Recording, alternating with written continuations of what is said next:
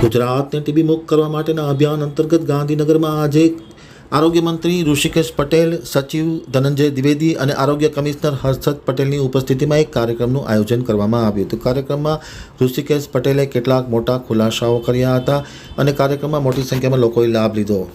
હવે ગાંધીનગર આમતક ન્યૂઝ બ્યુરોમાંથી જે.કે. પટેલનો એક વિસ્તૃત અહેવાલ. ગાંધીનગર ખાતે ટીબી મુક્ત ભારત અભિયાન અંતર્ગત આજે એક કાર્યક્રમનું આયોજન કરવામાં આવ્યું હતું. આ અભિયાનને 100 દિવસ પરિપૂર્ણ થતાં તેના ઉપલક્ષમાં આ ટીબી મુક્ત ભારત અભિયાનનો કાર્યક્રમ ગાંધીનગર ખાતે યોજવામાં આવ્યો હતો.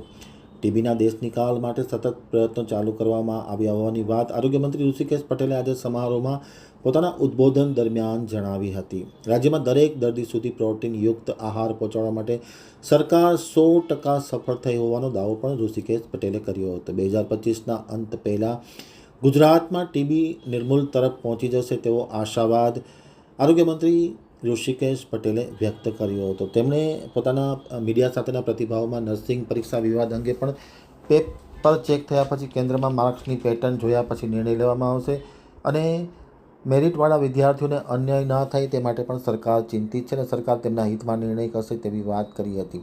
સાથોસાથ જે શિષ્યવૃત્તિનો પ્રશ્ન છે તેમાં તેમણે ખુલાસો કર્યો હતો કે કેટલીક કોલેજમાં ખોટી રીતે બેઠકોમાં ભરતી થઈ હોવાનું ધ્યાને આવ્યું છે. પરિણામે શિષ્યવૃત્તિ બંધ કરવામાં આવી છે. તેમણે જણાવ્યું હતું કે અહેમદ પટેલના પુત્રનું કોંગ્રેસ છોડવાનું જે કારણ છે એ કોંગ્રેસની વિચારસરણીથી તેઓ કંટાળી ગયા છે. ફક્ત જાતિવાદની રાજનીતિ કરે છે. પરિણામે કોંગ્રેસ છોડી હોવાની વાત ઉચ્ચારી હતી.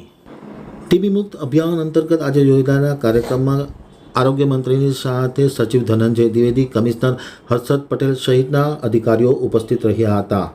એ દેખાવો મેં આજે સવારે જ જોયું, ગઈકાલે પણ આપના માધ્યમો દ્વારા જાણવા મળ્યું. પરંતુ એ જે પોસ્ટ મેટ્રિક શિષ્યવૃત્તિ હતી એમાં જ્યારે કોલેજમાં વિદ્યાર્થી એડમિશન લે, અમારો એક વ્યવસ્થા છે, એ વ્યવસ્થા દ્વારા એ એડમિશનો આપવામાં આવે છે. પરંતુ ઘણી વખત એ એડમિશનો એસીપીસીના માધ્યમથી, એટલે કે કેન્દ્રીયકૃત પ્રવેશ પદ્ધતિ દ્વારા જ્યારે એ એડમિશનો થઈ ગયા પછી જે સીટો ખાલી રહેતી હોય છે કોલેજ જાતે ભરતી હોય છે અને કોલેજ જાતે મેનેજમેન્ટ કોટામાં ફેરવીને સીટો ભરતી હોય એમાં આપણે આ શિષ્યવૃત્તિ બંધ કરી છે. ધ્યાનમાં થોડું આવ્યું હતું, એના કારણે જ આ નિર્ણય આપણે લીધો છે કે એક વખત કેન્દ્રીયકૃત જે આપણી પ્રવેશ પદ્ધતિ છે એ પ્રવેશ પદ્ધતિમાં વિદ્યાર્થી એનરોલ કરાવ્યા પછી એ એડમિશન માટે જ્યાં જોઈતું હોય એને મળતું હોય છે અને એ લેવાવાળા વિદ્યાર્થીઓ ન હોય એવા સંજોગોમાં એ સીટો મેનેજમેન્ટને અપાતી હોય છે અને એ મેનેજમેન્ટની સીટો કેવી રીતે ભરાય, પાછળથી કેન્દ્રીયકૃત પ્રવેશ પદ્ધતિથી પણ ન ભરાય અને સીધી એ લોકો ભરી કાઢતા હોય એટલે ક્યાંક પ્રશ્ન તો ચોક્કસ ઉઠે. કહ્યું કે ગઈકાલે પણ ચર્ચા વિચારણા કરી હતી. ચર્ચા વિચારણા કર્યા પછી જેટલા સેન્ટરો ઉપર પરીક્ષાઓ લેવાઈ છે એ પરીક્ષાઓમાં માર્કિંગ સિસ્ટમ, ક્યાં આગળ કેવી રીતે કોના કેટલા માર્ક મળ્યા છે એ બધું જોયા પછી, ચકાસ્યા પછી અને એ વિદ્યાર્થીઓને હિતમાં કોઈ મેરિટોરિયસ વિદ્યાર્થીને નુકસાન ના થાય, કોઈ હોશિયાર વિદ્યાર્થી આમાંથી બાકાત ના થઈ જાય એની પણ આપણે ચિંતા કરીશું ચોક્કસ.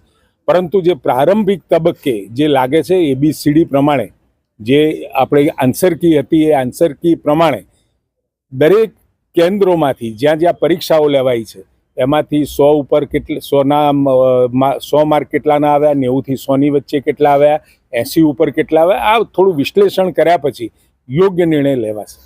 આમાં ગુજરાતીનું જે પેપર છે એમાં જ આ રેન્ડમાઇઝેશન કરવાનું ક્યાં તો બાકી રહી ગયું હોય એવું અત્યારે પ્રાથમિક તબક્કે દેખાય છે.